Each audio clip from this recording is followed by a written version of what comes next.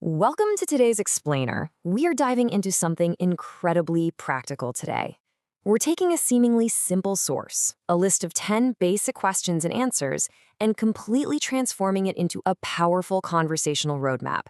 Think of it as a conversational staircase, taking you all the way from a hesitant greeting to a completely confident exchange in English. The real magic here isn't about memorizing thousands of words. It's about mastering the actual structure of a real human interaction. We're going to break this down step by step so you can navigate literally any everyday exchange with total confidence.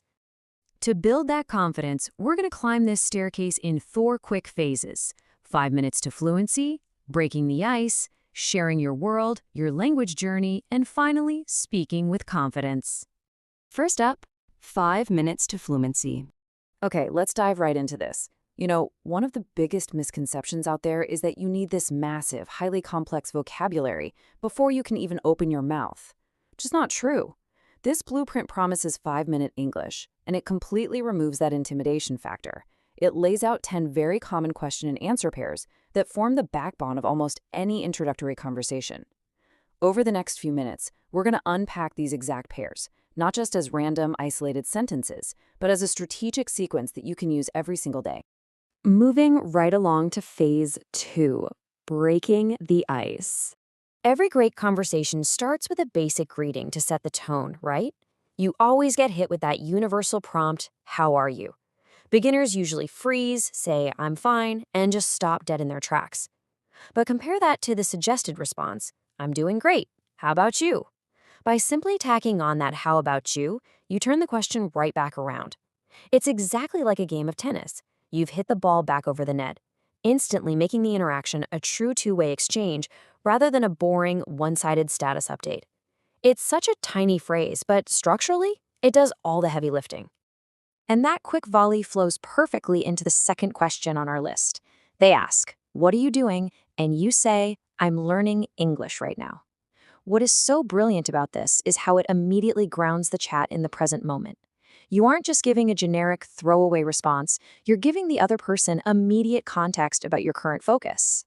It tells them what's occupying your mind at this very second, which makes you seem present, active, and totally engaged in the interaction. Next step on the staircase, sharing your world.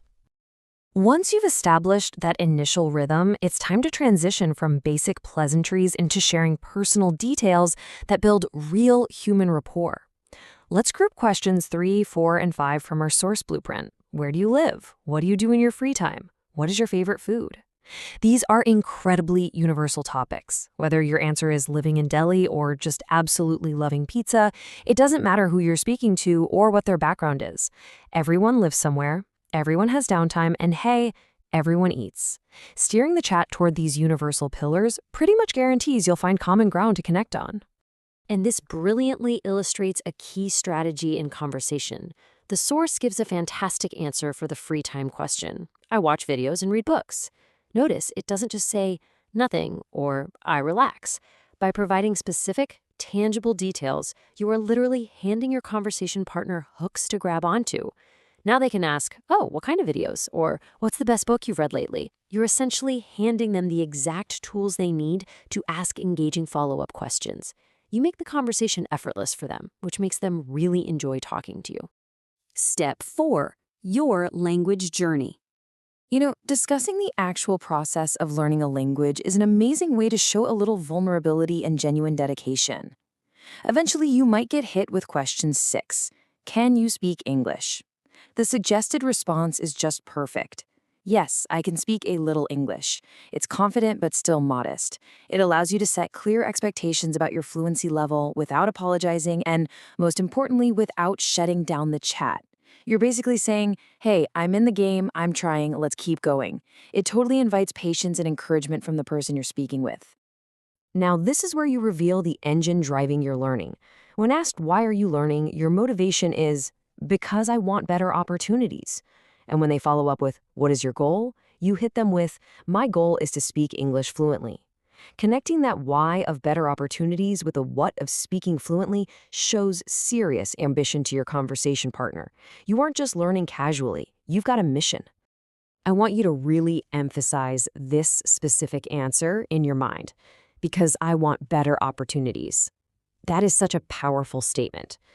Whether you're in a professional setting, at a networking event, or even just meeting a new friend, putting it out there that you're working hard to create better opportunities for yourself instantly commands respect. It shows clear, driven intent.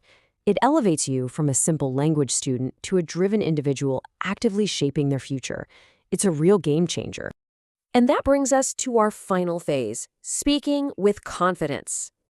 This is where we pull the whole shebang together and expand way beyond just the present moment. We start weaving in past actions and ambitious future plans. Question 9 shifts our timeline. What did you do yesterday? Answering with, I studied English and completed my work, is infinitely better than saying, I just hung out.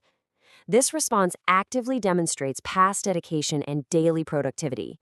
It subtly reinforces that image you've been building over the last few questions, the image of a highly focused, disciplined learner who puts in the work day after day.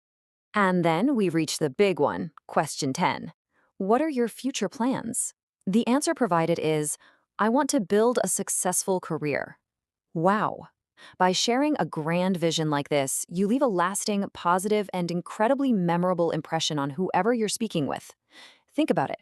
You've taken them on the journey from a simple, how are you, all the way to your ultimate life ambitions. That is exactly how you turn a basic 5-minute exchange into a truly meaningful connection. So the absolutely crucial point here is captured beautifully in the source's ultimate daily success formula. Step 1, practice daily. Step 2, improve daily. Step 3, succeed daily. It really is that straightforward. These conversations we've outlined today aren't just things you memorize once. They're tools you use and refine every single day. The compounding effect of this daily practice is exactly what bridges the gap between just learning a language and actually living it confidently. Well, that brings us to the end of our explainer. We've walked all the way up that conversational staircase, from breaking the ice to sharing your grandest visions. Now, I want to take the final question from our source material and turn it directly back on to you. So, what are your future plans? Are you ready to take that first conversational step today? Use this blueprint, start that volley, and step confidently into your next conversation. Thanks so much for joining me, and I'll catch you in the next explainer.